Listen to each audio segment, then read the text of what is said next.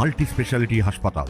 মেঘবেলা লাইভে আপনার পছন্দের টিভি চ্যানেলস সম্পূর্ণ বিনামূল্যে, শুধুমাত্র মেঘবেলা ব্রডব্যান্ডের কানেকশনের সঙ্গে। মেঘবেলা ব্রডব্যান্ড, বাংলার ঘরে ঘরে। মালদায় রাজনৈতিক তরজা আরও তীব্র হচ্ছে। কর্মীসভা থেকে মুখ্যমন্ত্রী মমতা বন্দ্যোপাধ্যায়কে সরাসরি আক্রমণ করল মিম নেতৃত্ব। তাদের অভিযোগ, ওয়াকাফ ইস্যুতে মিথ্যাচার করে মুসলিমদের বিপদে ফেলেছেন মুখ্যমন্ত্রী, এমন দাবি তুলেছে মিম। আমাদের মিথ্যাচার করে মাননীয়া বিপদের মুখে ফেলেছে শুধু নয়, পরিকল্পনাভাবে আমাদেরকে বঞ্চিত করেছেন। কেন?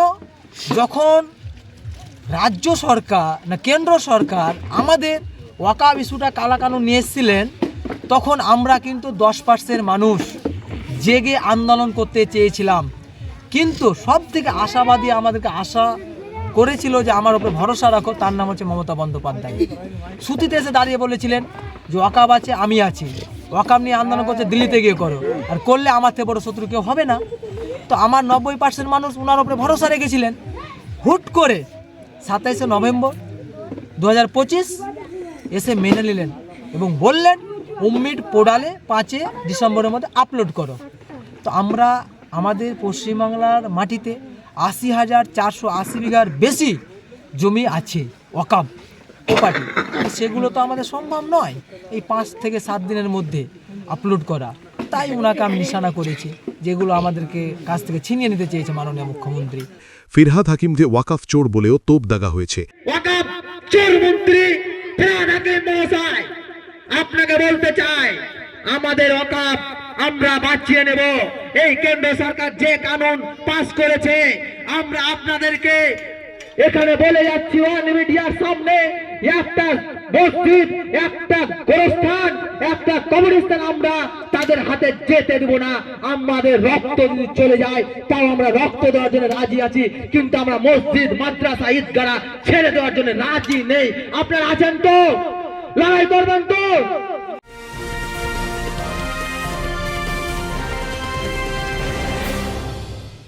উত্তর 24 পরগনা ও তার আশপাশের এলাকার মানুষের সেবায় ক্যাথ ল্যাবের মতো অত্যাধুনিক সুবিধা নিয়ে পরিষেবায় ব্রতী সারদা মাল্টি স্পেশালিটি হাসপাতাল।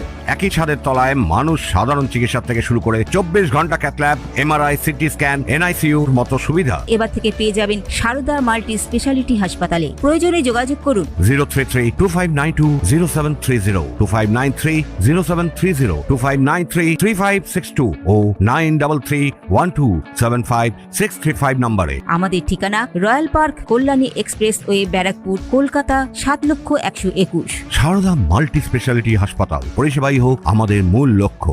এদিকে রাজনৈতিক মহলে জল্পনা বাড়ছে, আসাদুদ্দিন ওয়েসির দল পশ্চিমবঙ্গে নিঃশব্দে শক্তি বাড়াচ্ছে। তৃণমূল অবশ্য এই যোগদানকে গুরুত্ব দিতে নারাজ। জেলা তৃণমূলের সম্পাদক বিশ্বজিৎ ঘোষের দাবি, চাঁচলের মহানন্দাপুর যে এলাকা রয়েছে সেটা আমাদের শক্ত ঘাঁটি। তৃণমূল কর্মীদের এত খারাপ সময় আসেনি যে তারা মিম পার্টিতে জয়েন করবে। এসব ভুয়ো খবর। তারা বিজেপির এজেন্ট হয়ে কাজ করছে। সংখ্যালঘুরা তৃণমূল কংগ্রেসের সঙ্গে রয়েছে, মমতা বন্দ্যোপাধ্যায়ের সঙ্গে রয়েছে, অভিষেক বন্দ্যোপাধ্যায়ের সঙ্গে রয়েছে। তাই এইসব ভুয়ো খবর। ওরা হচ্ছে বিজেপির বি টিম। তারা এলাকায় একটা বিভেদের রাজনীতি সৃষ্টি করতে চাইছে। বাংলার সংখ্যালঘুরা, বাংলার মানুষরা মমতা বন্দ্যোপাধ্যায়ের সঙ্গে রয়েছে। পরিযায়ী পাখিরা যেমন বছরে একবার আসে, সেরকম ভোট হলে এইসব মিম পার্টিরা পশ্চিমবঙ্গে আসে। আমরা 21 সালেও দেখেছি তারা তাদের জামানত প্রাপ্ত হয়েছে। তাই এইসব ভুয়ো খবরে আমাদের কিছু বলার নেই।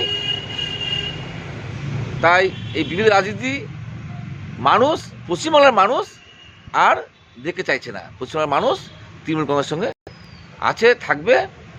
2026 সালে তৃণমূল কংগ্রেস বিপুল ভোটে জয়ী হবে।